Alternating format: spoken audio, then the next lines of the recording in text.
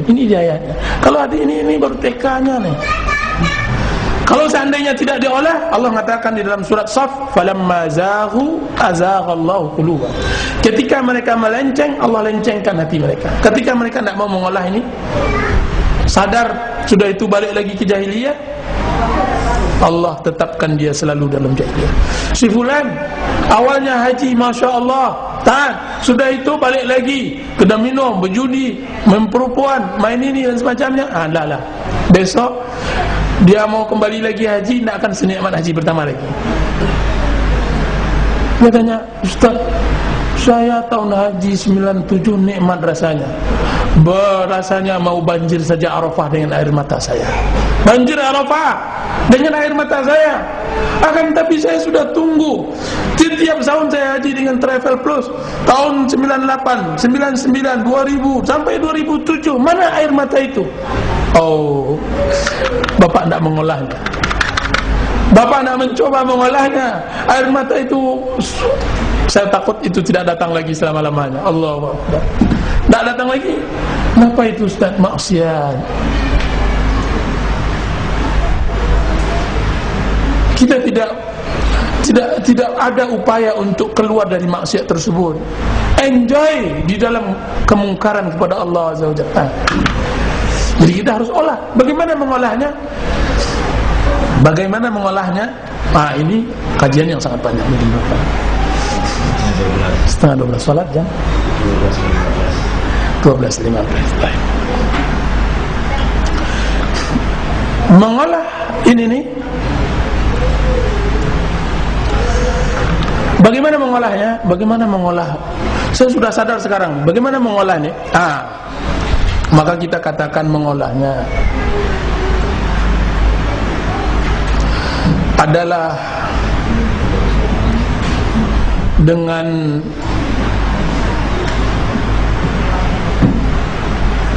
kembali kepada Allah Azza wa Jalla. Yang pertama, ketika seseorang telah menguasai benteng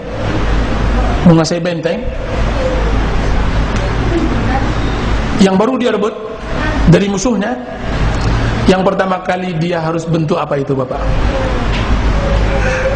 Kira-kira apa? Benteng nih, tapi musuh akan tetap menyerang. Kita baru menguasainya berapa hari yang lalu. Musuh sudah keluar. Kita sekarang menguasai benteng tersebut. Apa yang harus kita kukuhkan? Kita harus membuat secepatnya pertahanan. Secepatnya pertahanan. Tidak ada waktu. Pertahanan harus diperkokoh. Berarti ketika seseorang sudah mendapatkan hidayah, dia harus secepat mungkin untuk membuat pertahanan yang kokoh. Supaya apa? Supaya jangan ada musuh datang. Bagaimana membuat pertahanan hidayah ini yang harus membuatnya? Pertama,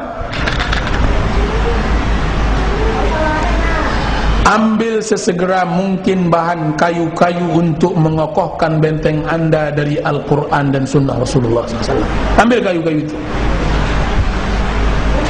Kemudian godok masyarakat Anda menjadi prajurit andal,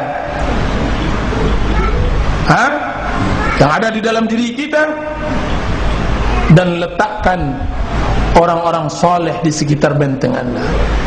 Orang-orang soleh.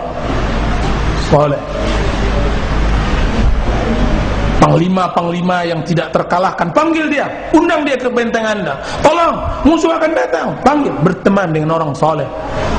Padahal ini mutlak. Setelah Anda kokohkan yang begitu, pasang jimat, mantra-mantra, supaya benteng Anda selalu kokoh, yaitu selalu berdoa agar Allah Subhanahu wa taala istiqamahkan diri Anda. Bukan jimat pergi ke dukun. Maksudnya pasang doa kita kepada Allah Azza wa Jalla agar Allah istiqamahkan kita. Ya Allah, berikan saya istiqamah dalam din, dalam agama. Itu tiga ini, insyaallah. Doa, berkawan dengan orang saleh, kemudian kembali kepada Al-Quran dan Sunnah. Belajar, baca buku, dengarkan kaset, hadiri pengajian dan semacamnya. Dan yang berikutnya, terus beri motivasi prajurit-prajurit tersebut dengan kesabaran. Anda adalah rajanya. Kalau seandainya Bapak lihat peperangan zaman dahulu, ketika bertemu dua pasukan, mungkin sulit kita lihat kecuali di dalam film-film mungkin. Dua pasukan itu yang pertama kali dilakukan oleh seorang panglima perang, yaitu memberi motivasi. Wah, sungguhnya seperti mana yang dilakukan oleh panglima-panglima perang Islam ketika merebut Spanyol, dibakar oleh panglima Islam waktu itu Tariq bin Ziyad, dibakarnya seluruh bahtera-bahtera yang dipakai oleh kaum muslimin singgah ke negeri itu. Seperti Tanjung Pinang ini menyerang orang, dibakar oleh panglima tersebut perahu mereka. Sudah itu, apa kata Tariq bin Ziyad? Wahai kaum muslimin, sesungguhnya tidak ada harapan lagi untuk kalian kembali ke kampung. Kalian tidak mungkin lari. Yang kalian sekarang dihadapkan dengan dua, musuh kalian di depan atau air laut yang tidak akan bertemu ujungnya. Maka tidak ada yang bisa menyelamatkan kalian kecuali menyatukan keinginan, yaitu berjihad di jalan Allah Azza wa Jalla. Putus dah saja. Nah, dalam memotivasi diri harus seperti ini. Harus diberikan, pertama adalah sabar, harus sabar. Ini setengah jam udah gatal-gatal. Engkau enggak ada tertawanya ya, misalnya begitu kan. Enggak enak, enggak seperti yang mengadakan acara di halaman-halaman gubernur itu ya, misalnya gitu kan. Iyalah, ini memberi pemahaman. Kalau SD itu dibuat tertawa terus Pak, belajar pendidikan, itu disangka kita di rumah sakit jiwa nanti. Ya kan, kalau SD dibuat tertawa, ini ngapalah anak SD, TK ini tertawa, rumah sakit jiwa terus. Agama tidak ditertawakan, agama itu diseriuskan. Agama itu bukan untuk penyegaran saja, tapi untuk dilaksanakan. Kalau penyegaran saja, bagaimana bisa hidup, tumbuh? Sugarkan penyegaran terus. Kapanlah sembuhnya? Harus disilami, dipupuk, dibesarkan, semacamnya begitu. Jadi harus dengan sabar. Dan yang kedua, harus dengan yakin. Dukun aja kadang-kadang setengah yakin kok. Dukun dia bilang mau konsultasi, bilang barang uang. Bapak kalau mau konsultasi maharnya 1 juta, disebut mahal, percaya diri. Disebut DP, kan enggak bisa, tapi mahal, disebut mahal. Terus setelah saya selidiki, bapak itu kelihatannya di bawah kasur terus mana. Syaratnya ini. Dia enggak yakin, terus setengah yakin. Akhirnya berangkatlah orang tadi. Kiranya yang disebutkan oleh dukun tersebut tidak benar, ya kan? Tidak benar.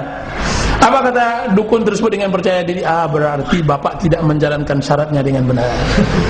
Enak aja dia bilang. Subhanallah. Awaknya yang dibodohi. Nah, yang penting adalah kita yakin tak dengan agama Islam yang kita pegang nih. Kalau yakin, matilah di sana. Apa kata para sahabat Rasulullah SAW ketika perang Uhud? Ketika awalnya mereka menang, turun pasukan panah, berebut pula untuk mendapatkan ghanimah, tiba-tiba Khalid bin Walid dengan mata elangnya melingkar, kemudian menua kaum muslimin dari belakang, kocar-kacir, terbunuhlah yang terbunuh, larilah yang lari. Terdengar berita bahwa Muhammad bin Abdullah meninggal, terperosok di sebuah tempat, kemudian disusul oleh ratusan pedang.